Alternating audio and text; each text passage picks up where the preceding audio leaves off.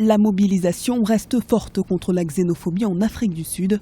Ce mardi 28 mars, une fois de plus, les défenseurs des droits de l'homme ont appelé la population sud-africaine et ses dirigeants à lutter contre ce fléau. Une nouvelle vague de violence xénophobe s'est en effet déclarée depuis février, après celle de mai 2008 et celle de 2015, visant les immigrés africains. Mais ce qui est sûr, c'est qu'il y a plusieurs problèmes. Il y a la xénophobie, il y a la violence, et puis il y a l'attitude des politiques par rapport à ces phénomènes. Je dirais que la xénophobie, elle est regrettable, elle est bien sûr liée à l'ignorance, à certaines situations économiques, mais enfin elle n'existe pas.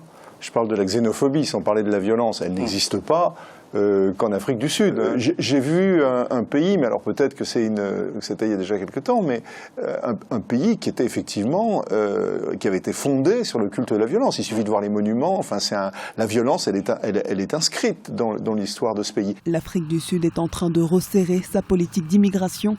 Parmi les changements proposés, la suppression du droit de travail des demandeurs d'asile et la création de camps de rétention aux frontières. C'est beaucoup plus grave que ce n'importe quel pays autre continent. J'ai l'impression que avec Zuma est en train de sud-africaniser pour s'africaniser.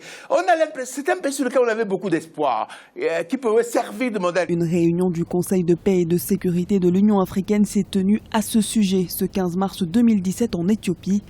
Le Nigeria a en effet demandé en février une intervention de l'UA pour mettre fin aux attaques dont sont victimes les ressortissants africains et notamment les Nigérians en Afrique du Sud. Certaines chancelleries estiment que Pretoria ne fait pas assez pour enrayer le problème.